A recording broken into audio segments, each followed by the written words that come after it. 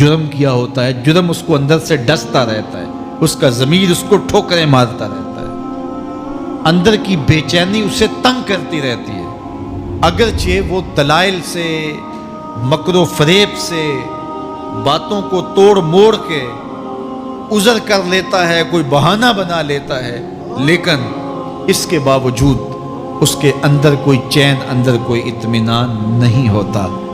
اللہ اکبر! تو مجرم بے چین رہتا ہے۔ آج ہماری بے چینیوں کا ایک سبب ہمارا مالک کی دہلیز سے منہ موڑنا اور بہت سارے دیدہ نادیدہ گناہوں کا ارتکاب کرنا ہے۔ جب ہم سے سستیاں ہو جاتی ہیں، کوتاہیاں ہو جاتی ہیں، تو وہ گناہ ہمارا پیچھا نہیں چھوڑتے اور ہمیں بے چین اور مضطرب رکھتے ہیں۔ تو بعض اوقات جو ہے وہ ہم کہتے ہیں کہ پتہ نہیں بے چینی کیا ہے۔ بے چینی گناہوں کی ہے۔ گناہ طبیعت میں بے چینی پیدا کر دیتا ہے، سکون نہیں آنے دیتا۔ اطمینان کی دولت چھن جاتی ہے جب کوئی شخص گناہ کرتا ہے، اور یہ لازمی نہیں ہے کہ وہ کسی کا حق غصب کرے، اس نے کسی کی عزت ہی پامال کی ہو، اس نے کسی کی آبرو پہ حملہ کیا ہو۔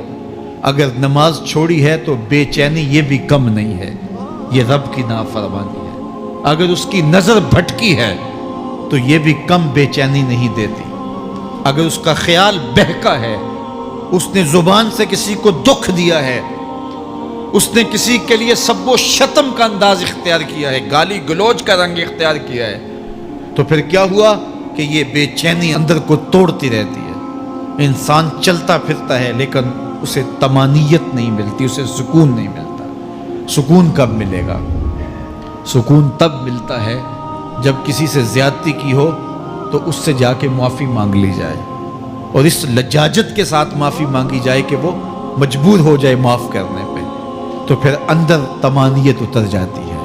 اگر رب کی نافرمانیاں کی ہیں تو لیلۃ القدر کے دامن میں اس سے معافی مانگ لو، اتنی لجاجت سے معافی مانگو، اس قدر رو کے معافی مانگو، ترلے منت پہ اتراؤ، ہاتھ جوڑو، آنسو بہاؤ، چیخو، چلاؤ، رو، اس کی دہلیز سے لپٹ جاؤ، اس سے اپنے گناہوں کی معذرت کرو۔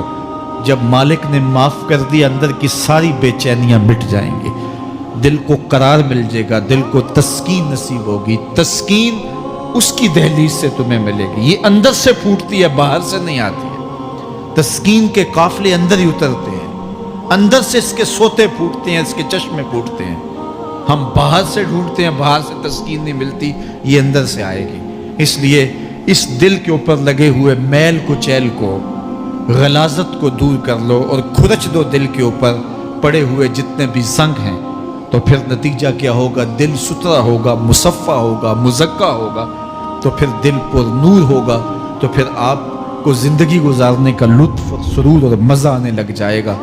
تو انسان جب دلیلیں تراشتا ہے، اس سے بعض اوقات اپنے آپ کو بھی مطمئن کرنے کی کوشش کرتا ہے، اوروں کو بھی مطمئن کر لیتا ہے، لیکن حقیقت میں اطمینان نہیں ہوتا، وہ بے چینی ہوتی ہے۔ دنیا کے اوپر تو بہانوں سے انسان بچ نکلتا ہے، کوئی جھوٹ بول لیا، کوئی جھوٹا گواہ پیش کر دیا، کوئی مکر کر لیا، کوئی رشوت چل گئی، کوئی سفارش کام آ گئی، کوئی بہانہ تراش لیا، بات کو توڑ موڑ کے پیش کر لیا۔ لیکن قیامت کا جب دن ہوگا تو کوئی نہ جھوٹا گواہ چلے گا، نہ رب کی پولیس رشوت لیتی ہے، نہ وہاں انصاف کے خلاف کوئی کام ہوگا، اور نہ ہی کوئی بہانہ چل سکے گا۔ اللہ اکبر! دوسری بات مفسرین نے یہ بھی لکھی کہ بعض اوقات یہ ہوتا ہے کہ انسان اپنے گناہ پر، اپنے جرم پر کوئی بہانہ تلاش کر کے لوگوں کو مطمئن کر لیتا ہے۔ جو اس نے جرم کیا، کسی سے زیادتی کی، کسی کا حق غصب کیا، تو لوگوں نے ملامت کی تو وہ کوئی بہانہ تلاشتا ہے اور لوگوں کو مطمئن کر لیتا ہے۔ بعض اوقات لاجواب کر دیتا ہے، بعض اوقات مطمئن بھی کر لیتا ہے۔ وہ لوگوں کو تو مطمئن کر لیتا ہے لیکن وہ خود مطمئن نہیں ہو سکتا۔ جس